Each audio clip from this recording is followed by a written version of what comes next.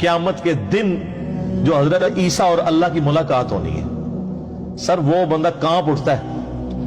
وہ جب تو نے کہا تھا کہ تجھے اور تیری ماں کو میرے سوا معبود ٹھہرا لیا جائے، ہائے ہائے ہائے، حضرت عیسیٰ علیہ السلام کی اس وقت کیا حالت ہوگی؟ ہاں وہ ہم کہیں یا اللہ میری اتنی صفائیاں تو نے دی ہیں، تجھے نہیں پتا؟ سر یہ توحید کا معاملہ بہت سینسٹیو ہے، اتنا سینسٹیو ہے کہ اللہ تعالیٰ اس لیول پہ اترا ہے سورۃ المائدہ کی آیت نمبر 17 پہ کہ اگر اللہ ارادہ کرے عیسیٰ کو، اس کی ماں کو اور جتنے زمین میں ان کو موت دے دے تو اللہ کا کوئی کیا بگاڑ لے گا؟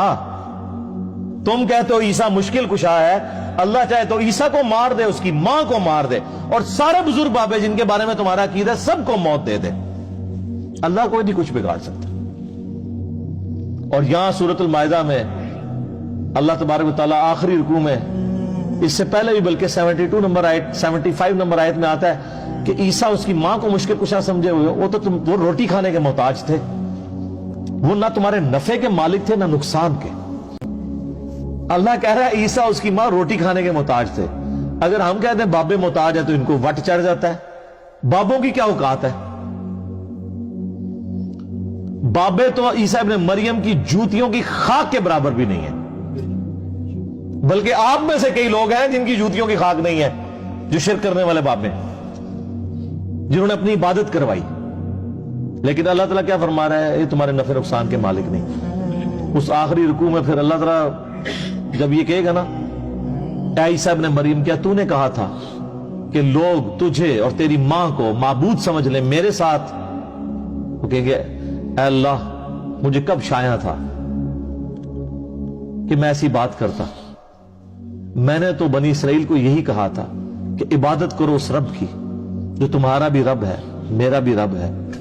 اور اے اللہ بالفرض اگر میں نے کوئی ایسی بات کی ہوگی تو تیرے علم میں تو ہوگی، کیونکہ جو تیرے جی میں ہے وہ میں نہیں جانتا، اور جو میرے جی میں ہے وہ تو جانتا ہے، تو ہی سارے غیبوں کا جاننے والا ہے۔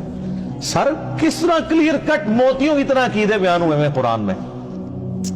حالانکہ ان کو ڈٹنا چاہیے تھا، کانفیڈنس تھا نا، لیکن کہا کہ بالفرض اگر میرے دل میں بھی کوئی خواہش چھپی تھی نا خدا بننے کی، اللہ تیرے علم میں تو ہوگی نا، ٹھیک ہے، لیکن تو گواہ اس بات پہ کہ میرے کہیں پہ نہیں، اور اگر تھی تو تیرے علم میں ہوگی، اب تیرے دل میں کیا ہے وہ میں نہیں جانتا، یعنی اب تو کیا ڈیسیژن کرے گا یہ تیرے علم میں۔